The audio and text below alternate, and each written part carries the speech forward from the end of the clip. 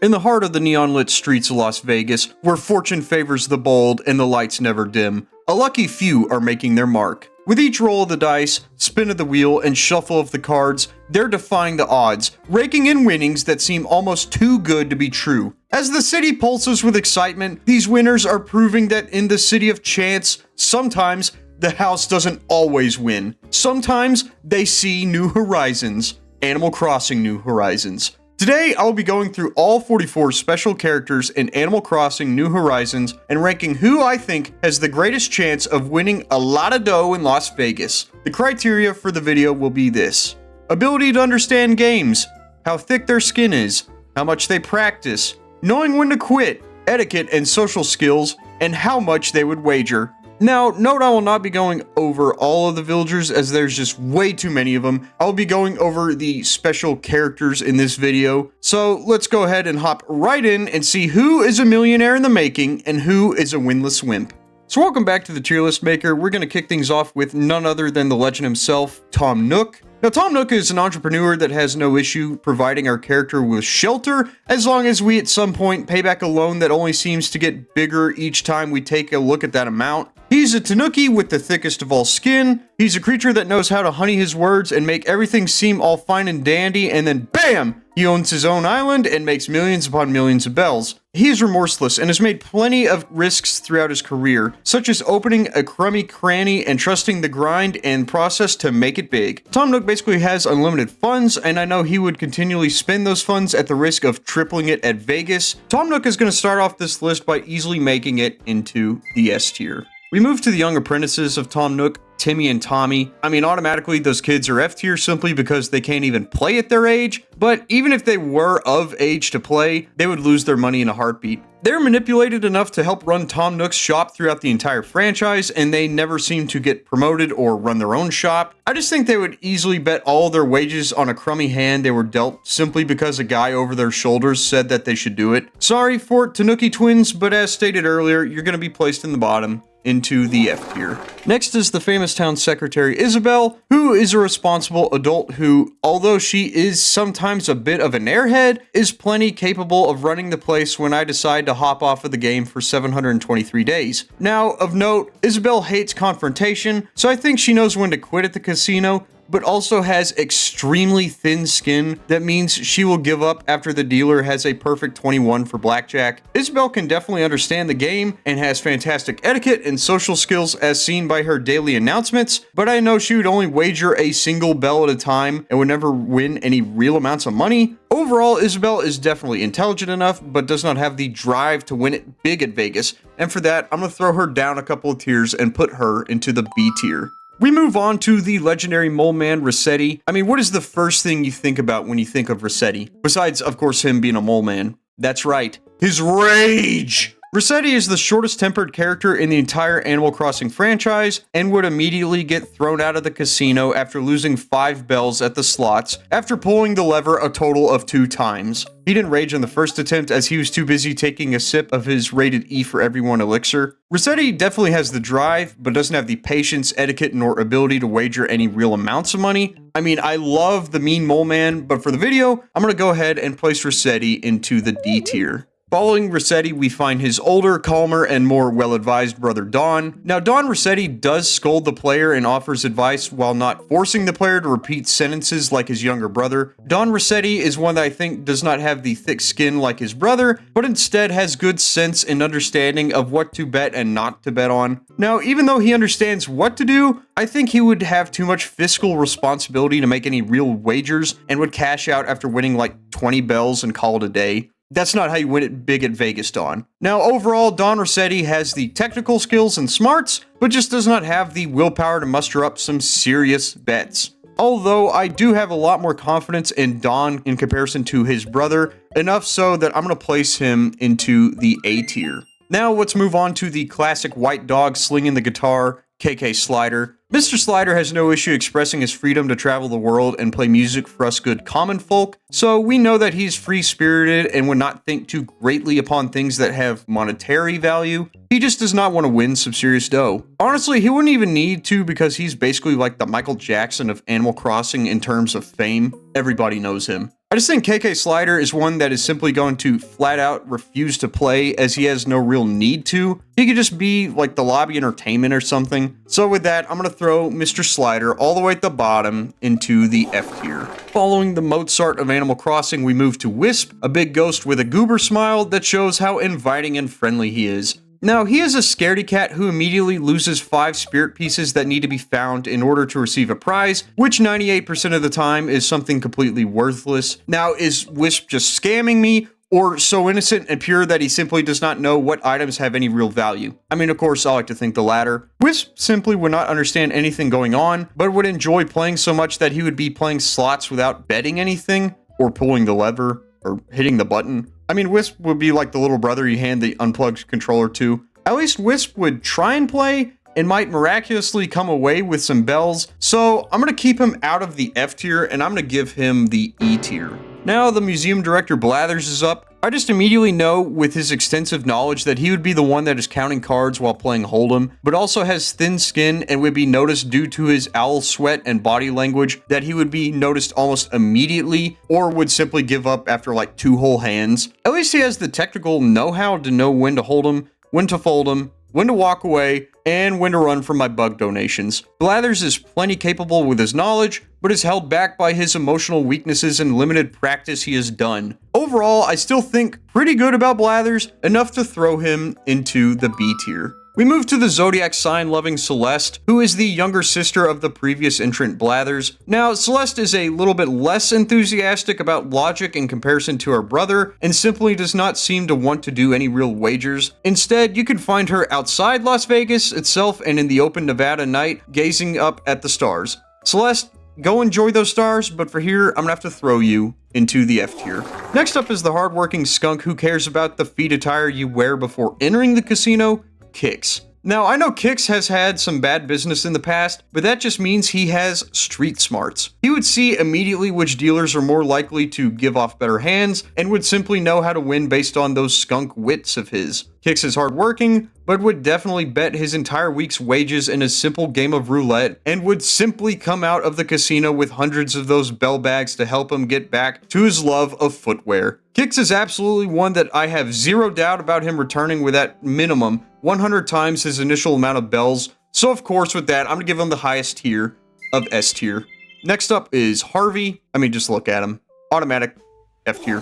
I mean, I do appreciate the free photography though, Harvey. Now we meet the blue hedgehog tailor, Mabel. Now Mabel, being the more outgoing of the 3, she's the one who would make the extreme wagers while her sister Sable tells her the wager is way too high. Now that's the drive needed. Mabel's a hard worker for her and her sisters, and is polite to mostly everyone. I think Mabel's thick-skinned, can take a loss, and is able to understand the game, but just like her sister said, she never knows when to quit, so she may dig themselves into a pretty big debt-sized hole that Tom Nook himself would graciously help them with, while also having one devilish smile on his face. Overall, I think that Mabel is almost perfect, which is enough to throw her into the A tier. Now we move to the aforementioned Sable, who is a bit more introvert and conservative when it comes to her spending. Her sister is more willing than her and also has the etiquette skills and ability to wager better. Sable's just more fiscally responsible, so she herself would not win too much during her time at Vegas. She just went because Mabel wanted to go. I mean, Sable's just a pretty mid-tier candidate, which means I'm gonna have to throw her into the middle, into the C tier. Now, lastly of the 3 sisters, we have Label, the famous sister who made her money with her famous pieces of clothing, which can be found all over Las Vegas for those big spenders out there. Now, would she play ball and spend those earnings to try and earn even more earnings? I mean, maybe a little, but not to the extreme. I find her to have the same temperament as Sable, but with a bit more charisma and charm. So I'm gonna throw Label a tier above Sable and throw her into the B tier. We move to the carpet-selling camel Saharah. No, that's not an insult calling her a camel. I mean, she literally is one, with exquisite eyelashes. Now let me explain her style of selling rugs. She gives you the option of 3 different sized rugs, and once you complete the transaction, you get the rug and get to see the design after the transaction is completed. Now, this is literally gambling your bells away in order to try and win some cool exotic carpet. Saharah herself basically runs her own mini casino in which you get to find yourself just throwing bells at her to get 90% of the time some absolute garbage. I think Saharah understands the game better than anyone else. I mean, she isn't too greedy as she gives you tickets to let you spend, and she seems to be thick-skinned as she hands you the aluminum rug and walks off without a care in the world. So I think Saharah is one who would win it big. So with all that to be said, I'm going to give her the S tier. Next up is the washed ashore seagull that somehow magically always ends up washed ashore onto our specific island and doesn't have a sort of castaway situation. We have Gulliver. Now, Gulliver is absolutely about having a good time. He knows how to play for fun, but not play to win. He would enjoy just sitting and chatting at the table while he throws chump change in, and 98% of the time would come away losing money. At least he knows how to play and how to have a great time, and definitely knows a good story of two. So with that, Gulliver to me is a solid B tier candidate. Now the fishing tournament host CJ is next, who's going to purchase your catches at 150% the normal price. I mean, that is just lazy, CJ. You can go and purchase them at a normal price or literally just catch them for free. He just does not have the go-getter attitude for financial gain. But I mean, at least he is willing to blow a few bells, but I just don't think he cares too much to play. He would do it just for fun and would leave Vegas the exact same way he came, minus a few pouches of bells. With that, I'm going to keep CJ at least out of the F tier, and I'm going to throw him into the E tier. He would obviously rather just cast a line and reel. Flick, the insect-loving chameleon, is up. Now, Flick is going to do one thing as soon as he steps into a casino.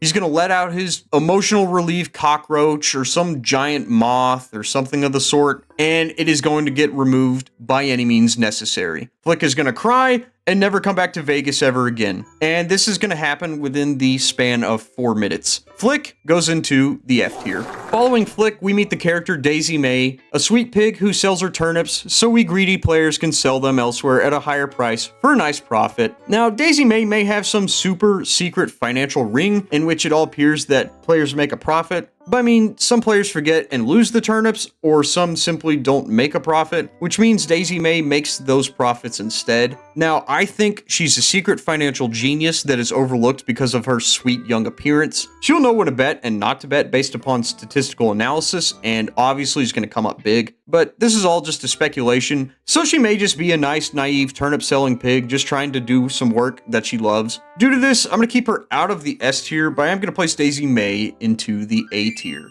Next up, we have the animals running the Dodo airline, starting with Orville, the receptionist of the company. Now, Orville is the calm, polite receptionist who simply lets us see the sights and pass through to board the plane, or just let us deliver mail and postcards of us at the Las Vegas Eiffel Tower. Orville himself seems to be quite organized, I mean, at least for the most part, but still has that innocent feel about him that means he will not understand any of the games or have any practice simply because he has never seen or done anything before. Overall, I think Orville is mediocre and winning it big due to his innocence, so I'm going to place him in the middle and throw him into the C tier. Following Orville, we meet his pilot and co-worker, Wilbur, who immediately gives off the calm, cool, collected vibe that I know means he knows what he's doing and that he's going home with all the bells he can hold in either his pockets or his plane. Wilbur has the poker shades, he has the confidence of a pilot, and he has the uniqueness of an extinct bird. Wilbur checks all of the Vegas winner boxes, and that means I'm going to throw him into the S tier.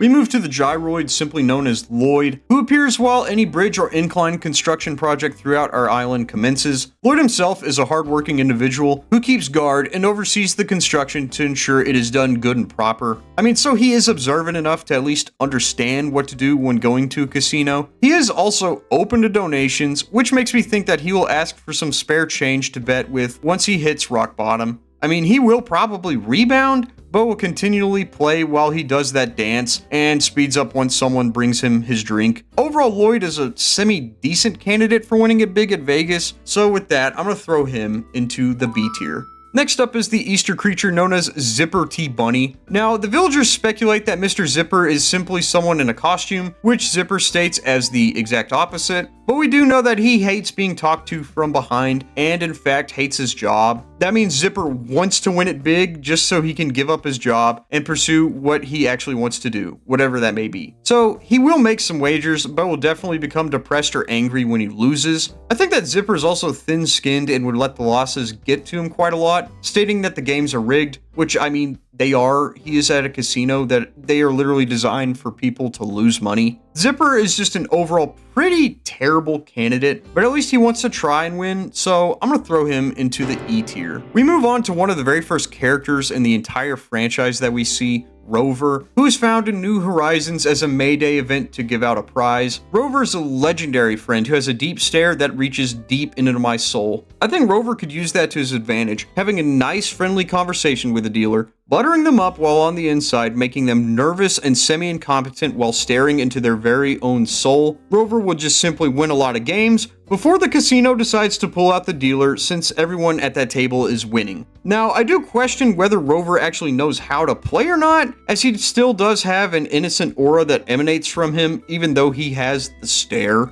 So overall, I am pretty impressed with Rover. I'm gonna go ahead and give him the A tier. From Rover, we find the very happy and positive Leaf the Sloth. Now, Leaf is just happy to be anywhere. Nothing brings him down. Not even when the roulette that he bet his entire life savings on, red, lands in double zeros. Leaf has a fantastic mentality and a great demeanor, but also doesn't care too much about winning it big. He'd rather just be in the great outdoors pulling weeds or planting flowers to try and crossbreed for a gold rose. With all that being said, Leaf is probably just too pure for the City of Sin. So with that, I'm going to place Leaf a couple of tiers below the S tier and throw him into the B tier. Next up is the fox who loves to scam you by selling fake pieces of art, Red. Now, Red is obviously thinking about how many bells he can make all day, every day. He sells everything, including fakes and copies at extreme prices with no remorse. He has the perfect mentality to go to Las Vegas. Red would also be the one who's caught sneaking cards under the table, while there's clearly only 2 cards per person that are on top of the table at all times. But still, Red is going to grind away and try his best to come back with as many bells as he can store on his boat, and then would simply disappear from the people that he clearly owes money to. I find Red to be greedy and scummy, but that is what it takes to win it big, so with that, I'm going to throw him into the S tier. Following the cheap scammy fox, we meet Reese, owner of retail, and wife to the next participant on this list. Now, we get to help photograph the loving couple during wedding season instead of shooting some dice and losing some bells. Reese is seen as charitable, so she would have no issue giving up bells for a quote-unquote charitable organization, such as the local casino. She wouldn't have the itch to gain back her losses, and instead I would find her simply letting her husband do all of the playing. Overall, Reese is kind and loving, but that doesn't define her as someone who could win it big at Vegas. I mean, at least she'd have fun, so with that, I'm gonna throw her into the E tier. And as stated earlier, next up is Reese's husband, Cyrus, who is a bit more bluer and a bit more aggressive than his wife. He's protective and prideful, so I think he would spend some bells and continually spend as he digs himself in a hole due to his pride that he can provide. Cyrus definitely would show up to the casino in a suit and shades and would bet a grand total of 500 bells to see if he can do anything to begin with. I do find Cyrus a better contender than that of his wife, but still nothing too great. So with that, I'm going to throw him into the D tier.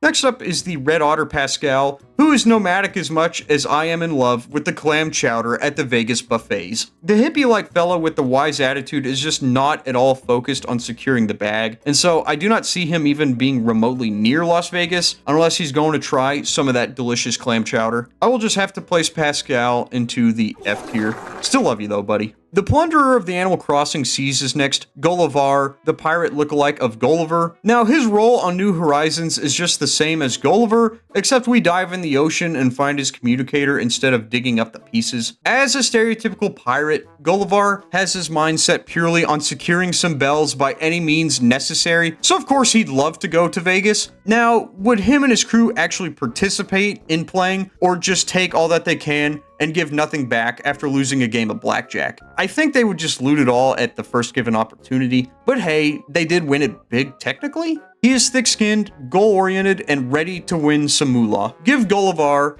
the S tier.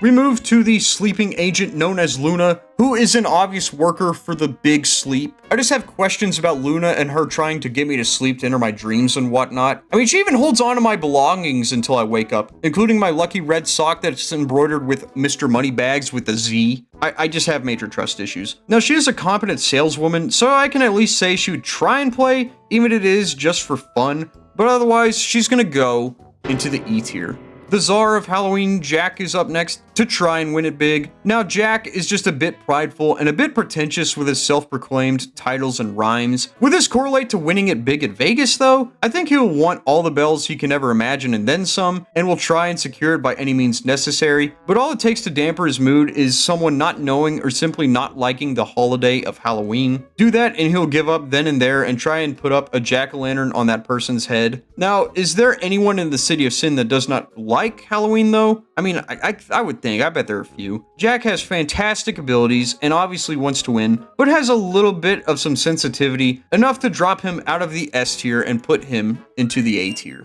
From October to November, we now have the Turkey Day turkey known as Franklin. Franklin is, of course, a renowned chef and totally not supposed to be the meal for the fall celebration. He is a bit of a diva and does not wish to get his hands dirty and instead asks us to get the ingredients for the food he is prepping. I find Franklin to be the one who does not have a huge desire to play, not because he doesn't want to risk money, but because he should have some sort of gambling assistant who does the dice throwing and chip moving themselves. I mean, I'm just not too greatly impressed with him. So with that, I'm going to place Franklin into the D tier. From November to December, we follow up and meet the holiday-oriented Jingle, who's out to prove all of those Santa deniers wrong. Jingle just wants to deliver some holiday spirit, just like I want to come home with some cash on hand. I think Jingle follows that mindset of give and not receive, but if we give him some eggnog and tell him that all we want is to win big, he will plop his merry butt down and get to work. But due to this circumstantial requirement to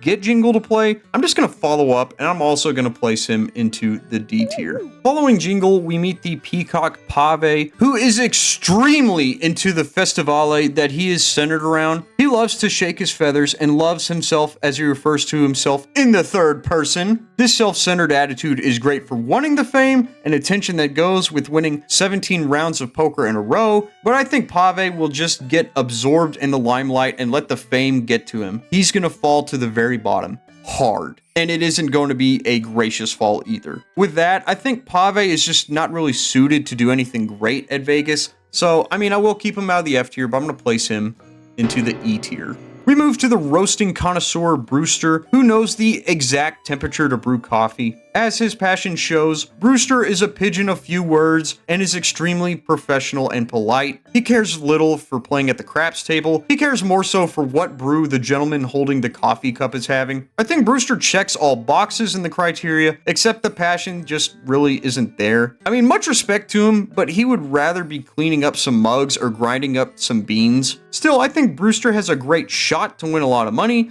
so with that, I'm going to place him into the A tier. The pink poodle Harriet is the next contender on this tier list, as she is quite the enabler and she would compliment everyone regardless of style, including me, who's decided that the plaid fedora really suits me quite well. Being an enabler, I find that Harriet would rather just let a friend or companion of hers play in her stead and would just continually give them more bells when they lose it all. I mean, Harriet's just a solid mid-tier candidate to me, so I'm going to give her the C tier. We move to the mysterious masked figure that lurks around the island. His name is only said through the hushed whispers of villagers, who fear what might happen if his name is spoken too loudly. We meet Cornimer, not at all related by any means to the coincidentally named Tortimer. Cornimer simply gives fortunes using acorns and can boldly predict how I am going to win some serious dough if I bet it all on black. Cornimer himself can use this ability, but otherwise seems too wise and uncaring to participate. Still, that fortune-telling ability is pretty useful, but with that, he's still kind of a mid-tier candidate to me. I'm going to throw him into the C tier. The boat-touring frog Cap'n is up next. This sea shanty-loving goofball cares for everyone's well-being, including us simple players. He sings from the heart and cares not for the get-rich-quick schemes. Cap'n, you poor sweet soul, I'm gonna have to simply throw you in the bottom into the F tier. I mean, sorry for interrupting your shanties and all the tours and stuff you do. Just continue on. We move to Katrina, the fortune-telling panther. I mean, she's a fortune teller, guys, and a good one at that. Automatic. S tier. She knows what to do and where to do it and when to do it. We move to the completely unrelated from Cortimer, Tortimer, an old mayor and retiree. Now Tortimer, who is unrelated to Cortimer, is incredibly wealthy and wise, so he has little need for additional bells. He would still play for fun, but just does not want to win it big. He has fortunes and can help me win bells. Tortimer, though, who is unrelated to Cortimer, still does not need any financial compensation for his older years, but I will still place him in the middle into the C tier, placing him next to the completely unrelated Cortimer. Finally, we're going to move on to the 3 DLC characters in New Horizons, starting with Lottie the Otter. Lottie offers us her patience and wisdom as the tutorial assistant for the DLC, so we know she's kind and considerate even when I decide to put in 10 decoy ducks throughout the place. She also pretties herself up with a lot of makeup as noted in-game, so she definitely wants to go have a fun night in Vegas, but she is thin-skinned as she hates being seen without makeup on, and does seem to not be able to take the heat when she is in the red. I mean, she's okay with that. I'm gonna give Lottie the position of B tier. The Guide of the Happy Home Paradise DLC is next, where we have Nico the monkey. Nico is extremely energetic, a DIYer, and a competitor, as he will catch up to you if you run faster than him during his guides. I mean, I like his attitude and I like his pep, and he has a funny tat, which I'm obviously a fan of. I think he's the kind of character you would definitely find at Las Vegas, and I think he would love to play for the thrill of it. I just do not know if that pure monkey really knows what to do or what is really going on. But other than that, I mean, he seems pretty great, so I'm gonna give Nico the A tier. So lastly on this list, we meet the walrus named Wardell, who is quiet and collective. He definitely has the brawn and the brain, but not the spirit to play. I think he would just be too shy to want to sit at a table and would quietly play slots until he undoubtedly loses his betting amount of 20 whole bells, then escape back to his hotel room. I mean, he just doesn't seem too capable to win it big. We're gonna finish this tier list off and give Wardell the D tier. And that does it, folks. Throughout all of Animal Crossing New Horizons, we now know who is capable and not capable of winning it big at Las Vegas. And I have to say, this is 1000% correct, and I think there's zero disagreements on this one. So tune in next week where I am going to move to another question that is itching in the back of your head. But for now, I'm going to ask you to like, comment, and subscribe. And until next time, folks, adios.